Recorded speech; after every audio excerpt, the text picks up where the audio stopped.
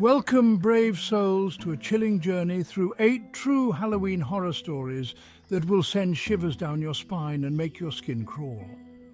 We're about to descend into the darkest corners of human experience, where fear reigns supreme and the veil between our world and the spectral realm wears thin. These aren't just stories. They're glimpses into the raw terror that lies hidden beneath the surface of our everyday lives, waiting for the right moment to erupt. Tonight, we explore the unexplained, the unsettling, the downright terrifying. From haunted forests to abandoned asylums, we'll uncover the chilling truth behind these spine-tingling tales. Get ready to confront your deepest fears as we delve into the unknown. Our first chilling tale takes us deep into the remote wilderness of the Pacific Northwest. It's Halloween night, and a light snow is falling, blanketing the forest in an eerie silence. A family of 4 is driving to their secluded cabin, eager to escape the chaos of the city and celebrate the holiday amidst the tranquility of nature. The parents, John and Mary, are excited to share their love of Halloween with their 2 young children, 8-year-old Emily and 6-year-old Ethan. As they venture deeper into the woods, the road becomes increasingly treacherous, the dense trees closing in on either side like grasping claws. The children peer out the windows, their eyes wide with a mixture of excitement and apprehension. Little do they know, a sense of dread hangs heavy in the air, an unseen force watching their every move. The family arrives at the cabin, its wooden frame appearing weathered and worn against the backdrop of the desolate landscape. As John unloads the car, Mary ushers the children inside, eager to light a fire and ward off the encroaching chill. But as darkness descends and the wind howls outside, a sense of unease settles upon them. Strange noises echo through the empty rooms, whispers carried on the wind that seem to beckon them closer to the heart of the woods. Despite their growing fear, the family tries to make the best of the holiday.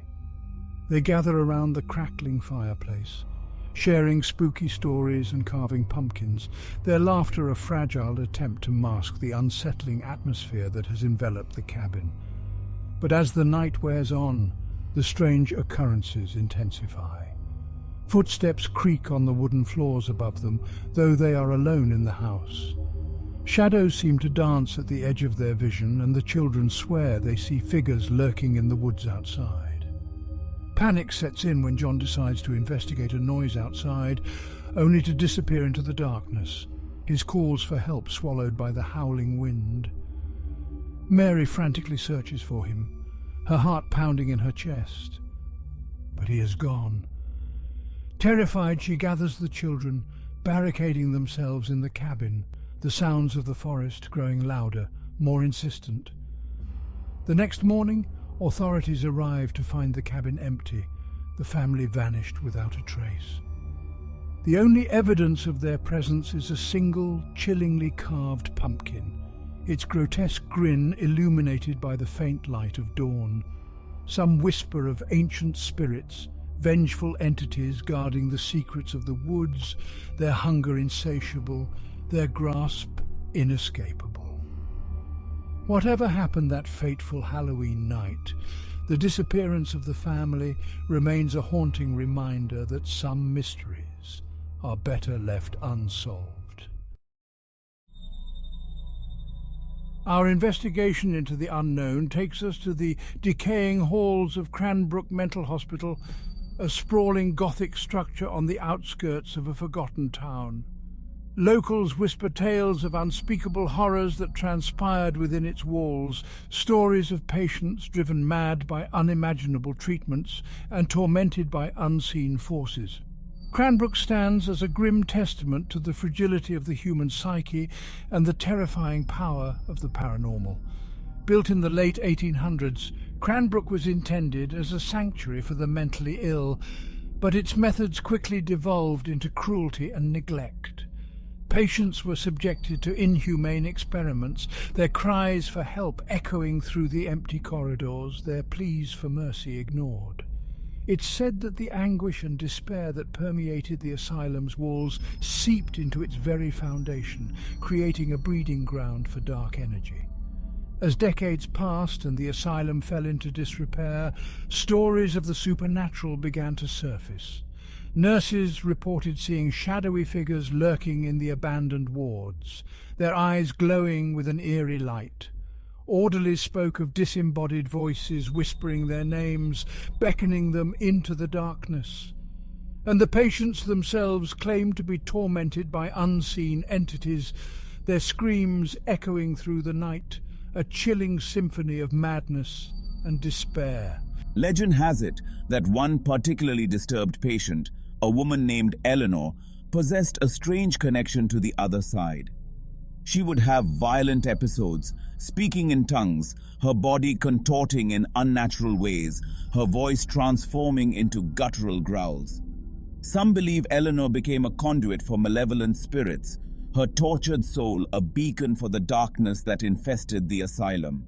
Today, Cranbrook stands abandoned, its windows boarded up, its walls crumbling, a haunting reminder of its sinister past. But the spirits of its former inhabitants are said to linger, trapped within the decaying structure, their tormented souls unable to find peace. Those brave enough to venture inside speak of an overwhelming sense of dread, a feeling of being watched by unseen eyes. They describe cold spots, disembodied whispers, and the feeling of invisible hands pushing them, scratching them, urging them to leave this cursed place. The stories of Cranbrook serve as a chilling reminder that some places are forever marked by the darkness that transpired within them. They are haunted by the echoes of suffering, the residue of fear, the lingering presence of those who never truly left. And as we delve deeper into the unknown, we must ask ourselves, are we truly alone in this world, or are we surrounded by the unseen, the unheard, the remnants of lives lived and lost in the shadows? Our next tale of Halloween horror takes us to the outskirts of Salem, Massachusetts, a town steeped in a history of witchcraft and the occult. A group of friends, eager to embrace the spirit of Halloween, decide to explore a rumored ancient burial ground hidden deep within the woods. They are young, filled with the sense of invincibility that only youth can provide, unaware of the ancient evil they are about to awaken. Led by the thrill-seeking Jake and his curious girlfriend Sarah, the group sets off into the woods as dusk begins to settle. They are armed with flashlights, a video camera to capture their adventure, and a sense of excitement mixed with nervous anticipation. The air grows heavy with humidity, the forest floor damp and spongy beneath their feet, the scent of decaying leaves filling their nostrils. As they venture deeper into the woods, the trees seem to close in around them, their branches intertwining overhead, blocking out the last rays of sunlight. The path, barely visible beneath a carpet of fallen leaves, leads them to a clearing, where ancient moss-covered headstones stand like crooked teeth, casting long, eerie shadows in the fading light. Despite the unsettling atmosphere, the group is undeterred. They laugh and joke, their voices echoing through the silent woods, disturbing the tranquility of the sacred ground. They spread out, exploring the weathered headstones, reading the faded inscriptions, their flashlights dancing across the names and dates of those long gone. Unbeknownst to the friends, their presence has disturbed something ancient and malevolent, a darkness that has slumbered beneath the earth for centuries. As they delve deeper into the burial ground, the air grows noticeably colder, a bone-chilling breeze rustling the leaves, whispering warnings that go unheeded. The first sign that something is amiss occurs when Jake stumbles upon a particularly ornate headstone, its surface engraved with strange symbols. As he reaches out to touch it, a bolt of icy energy surges through his body, knocking him to the ground. His friends gather around him, their laughter dying in their throats as they witness his terrified expression. From that moment on, the atmosphere in the burial ground shifts. The darkness seems to press in on them, the air growing thick with dread. They begin to hear whispers, disembodied voices that seem to emanate from the very trees themselves, whispering their names, taunting them, toying with their sanity.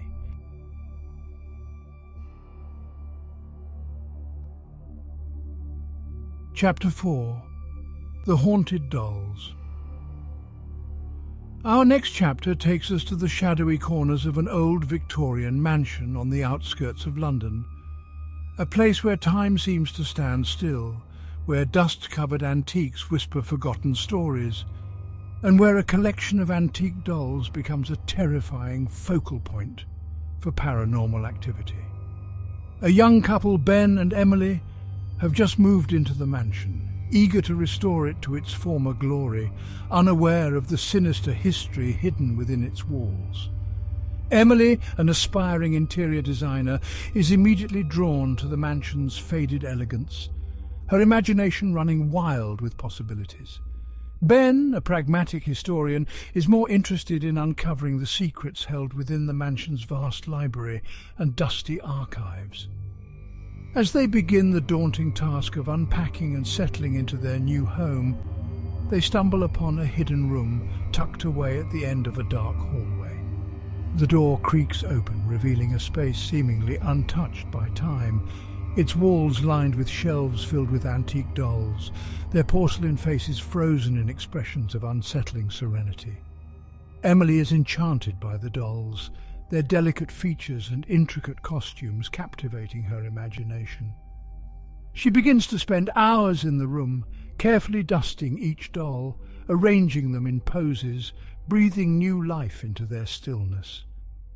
Ben, however, is less enthusiastic. He feels a palpable unease in the room, a sense of being watched by unseen eyes. The dolls seem to unsettle him, their lifeless gazes seeming to follow his every move. As the days turn into nights, strange occurrences begin to plague the couple. They hear the pitter-patter of tiny footsteps echoing through the hallway outside the doll room, though they are alone in the house. Whispers seem to emanate from the room, faint and childlike, whispering their names, giggling at their unease.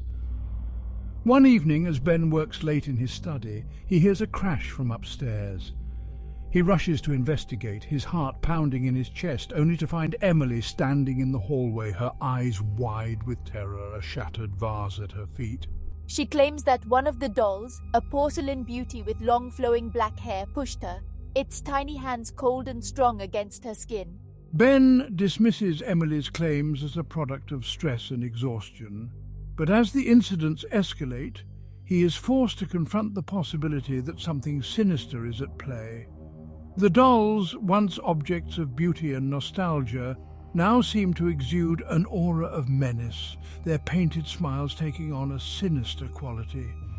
One night, Ben awakens to find Emily gone. He searches the house frantically, his fear growing with every passing moment. He finally discovers her in the doll room, her back to him, her body swaying gently as if dancing with an unseen partner. Chapter 5. The Sinister Town. Our journey into the heart of darkness leads us down a desolate highway where the air hangs heavy with a sense of isolation and unease. We find ourselves in the middle of nowhere, the vast expanse of the American Southwest stretching out before us, the silence broken only by the howl of the wind and the distant cry of a hawk circling overhead. A lone traveller, a young photographer named Alex, is driving through this desolate landscape, his camera his only companion, hoping to capture the raw beauty of the forgotten corners of America.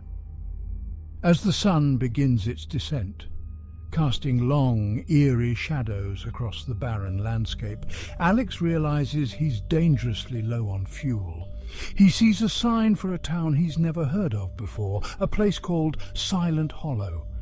Desperate, He decides to take his chances and veer off the main road, following a narrow, winding road that seems to lead him deeper into the heart of nowhere. As he approaches Silent Hollow, a sense of unease washes over him.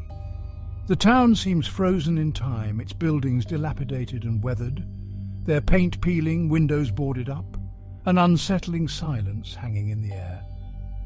The streets are deserted, not a soul in sight. The only movement, the swirling dust devils whipped up by the wind. Alex parks his car in front of what appears to be the only gas station in town, its pumps rusted and covered in cobwebs. As he steps out of his car, he can't shake the feeling that he's being watched, that unseen eyes are peering at him from the shadows of the abandoned buildings. Determined to find someone, anyone, Alex walks towards a diner across the street, its neon sign flickering faintly. As he approaches, he hears the sound of music emanating from inside, a faint, haunting melody that seems to slither through the air, wrapping around him like a cold, clammy hand. He pushes open the diner door, the hinges groaning in protest, and steps inside. The diner is dimly lit, the air thick with the smell of stale coffee and something else he can't quite place, something metallic and cloying. There's a handful of patrons inside, their faces obscured by the shadows, their bodies hunched over their meals, their eyes fixed on him with an unnerving intensity. Alex takes a seat at the counter, trying to appear calm, but his heart is pounding in his chest. The diner's other occupants remain silent, their gazes unwavering, their presence exuding an air of menace that sends shivers down his spine. He tries to engage the waitress, a woman with a gaunt face and piercing blue eyes, but her responses are curt, her smile strained, her eyes never leaving his for a moment. As Alex eats his meal, he can't shake the feeling that something is terribly wrong. The other patrons seem to move in unison, their actions mechanical, their expressions vacant, their eyes devoid of any warmth or recognition. He realizes with a growing sense of dread that he's stumbled into a place where the rules of reality are bent, where something sinister lurks beneath the surface.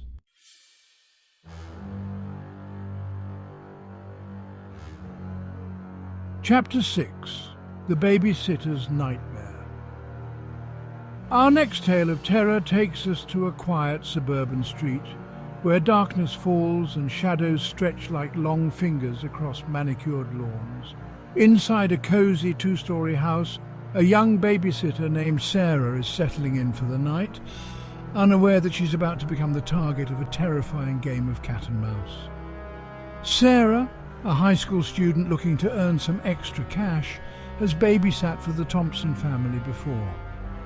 The two children, 8-year-old Emma and 6-year-old Ethan, are already fast asleep, their bedroom doors slightly ajar, the soft glow of nightlights illuminating the hallway. The house is quiet, the only sound the gentle ticking of the grandfather clock in the living room. As Sarah settles in to watch a movie, the phone rings. She answers, expecting to hear Mrs. Thompson checking in. But the voice on the other end of the line is not Mrs. Thompson's. It's a high-pitched, distorted voice, barely audible above the static, whispering her name. Sarah, I'm watching you. Sarah hangs up, assuming it's a prank call. But the phone rings again and again, the same distorted voice whispering threats, giggling menacingly, each call sending chills down her spine.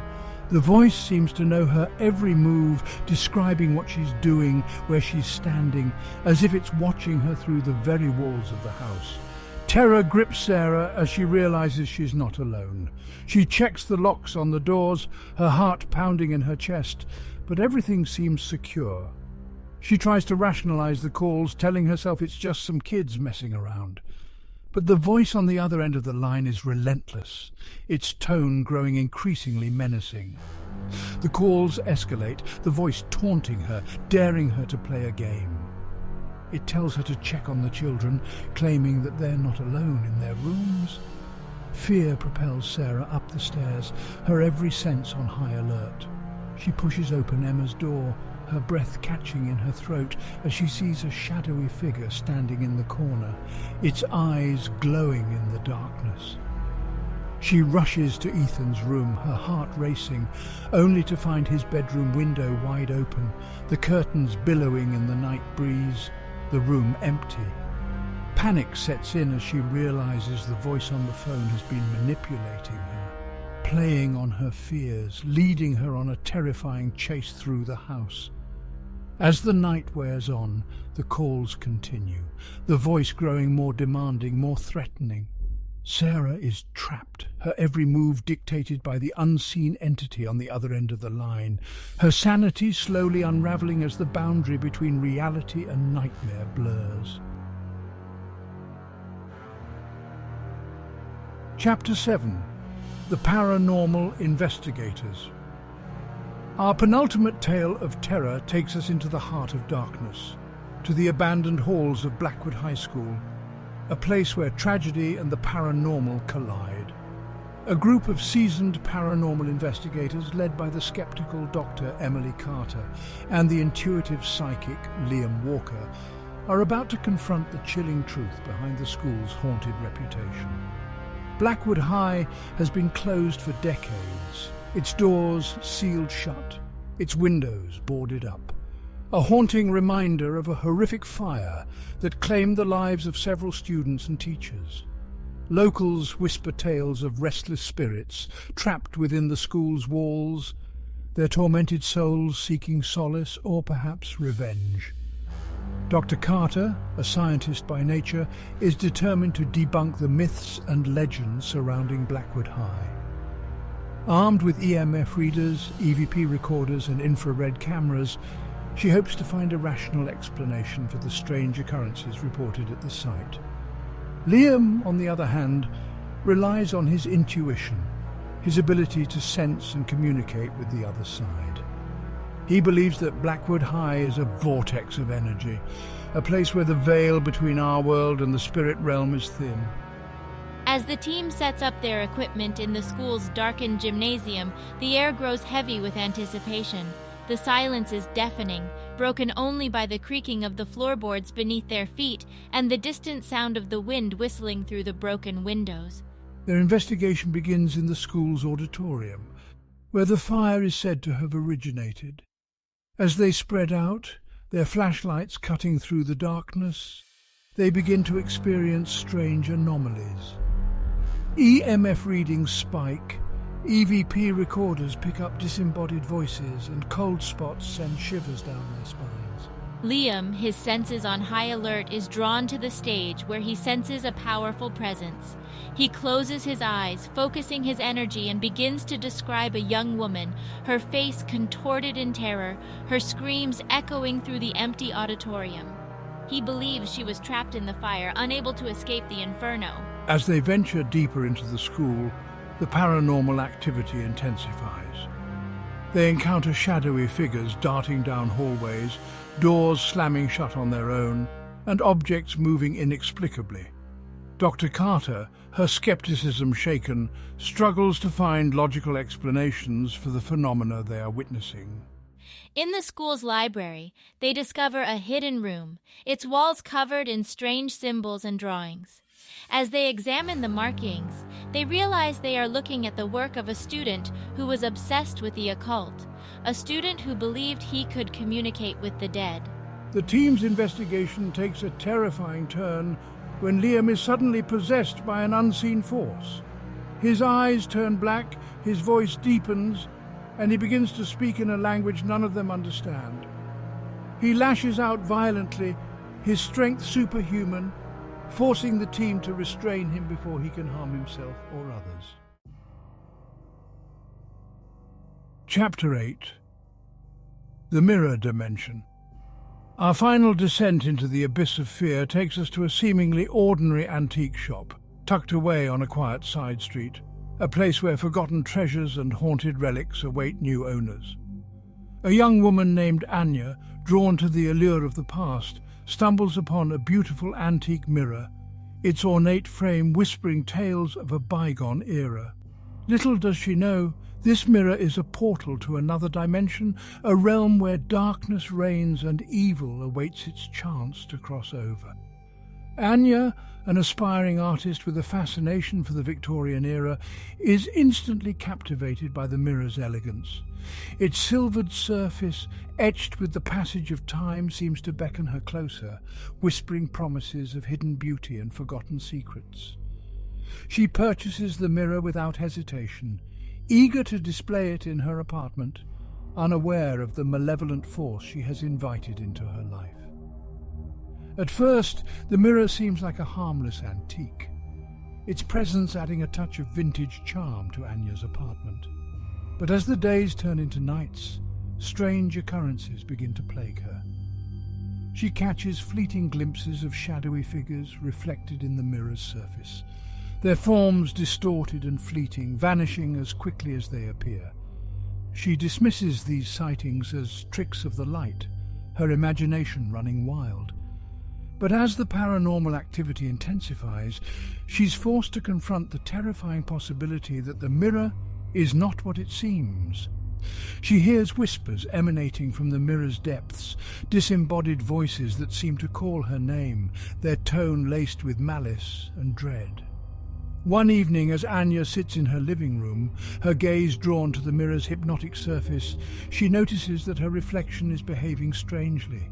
Instead of mimicking her movements, her reflection stands motionless, its eyes fixed on her with an unnerving intensity.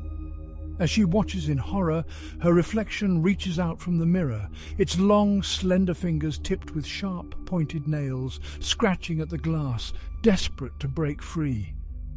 Terrified, Anya attempts to cover the mirror with a sheet, but it's too late.